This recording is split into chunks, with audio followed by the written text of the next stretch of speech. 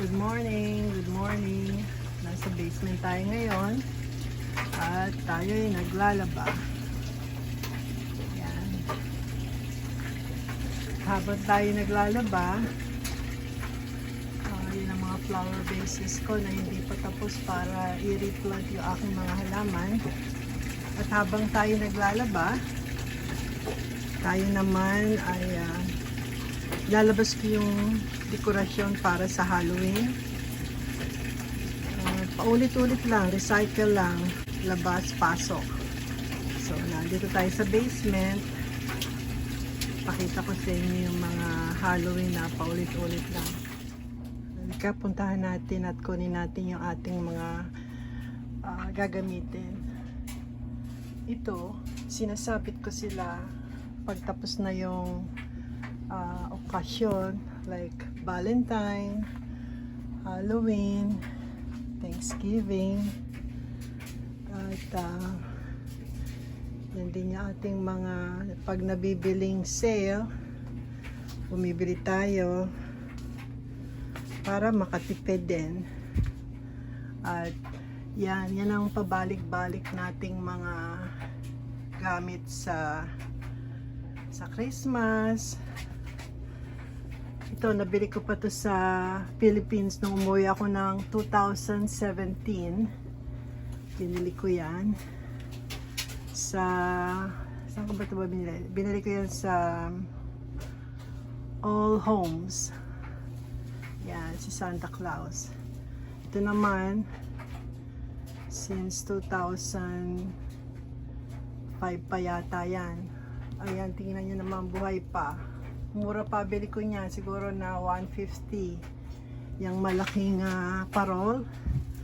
Ngayon, pag pumunta ako ng Food City, yung maliit, ang mahal-mahal. Nasa 300 something, close to 400. Ganun lang talaga, basta masinop, magtatagal ang mga gamit natin. Yan. So, ito ang gagamitin natin sa Halloween. Isasabit natin maya-maya. Yan. At itong ilaw. Nung mga maliliit pa ang mga anak ko o kompleto pa sila, bumibili kami ng pumpkin at kinakarve nila. So ngayon, malalaki na sila. Kailangan practical na lang. So binili ko yan, yung pumpkin ceramic. Ito naman, pag dumaan ka, automatic nagsasalita siya. Yan lang, simpleng Halloween decor lang sa labas. At ito nga, tagal na rin ito. Pabalik-balik lang siya kada taon. Yan, nabili ko yan sa Dollarama. Yan, Dollarama. Diba?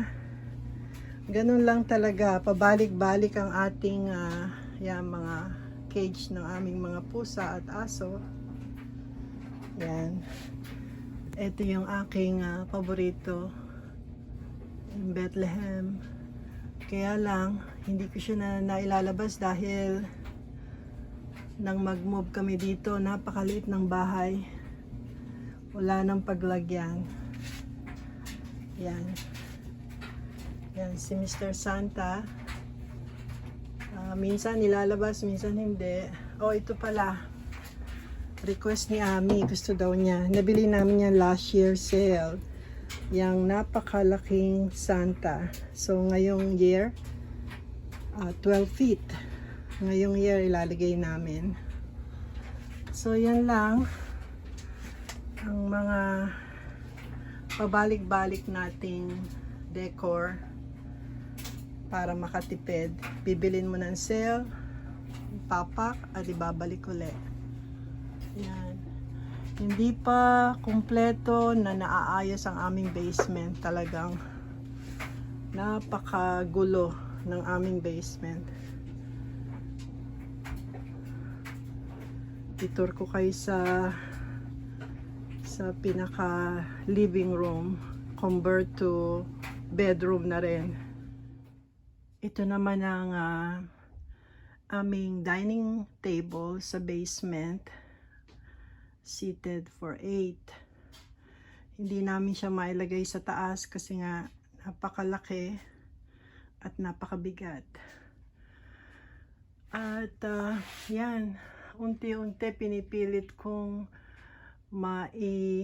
organize yung mga dapat nang ipamigay, i-donate. Yan. So yan ang aming dining table sa basement. Pasensya na, talagang napakaraming kalat. Ito pala ang Last Supper.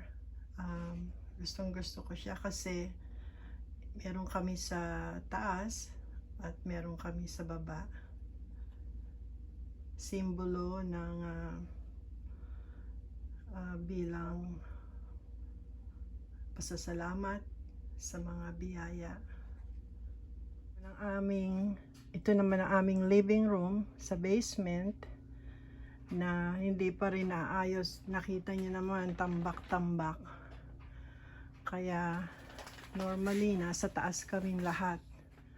Yan, daing tambak.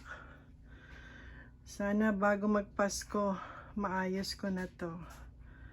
Yan, maliit na pasilip lang sa aming basement. At ito naman ang muli, pasensya na ha, talagang makalat. Yan ang piano ni Rebecca. Ito naman ang aming bike. Yan, ginagamit ko siya kung gusto kong mag-exercise kahit hindi lumabas sa bahay. Ito naman ang extra bed. Napaka daming dapat iayos. Sana small peak lang ay mga dining table, no sorry, yan yung coffee table, yan yung ating buffet hatch, hindi pa naayos.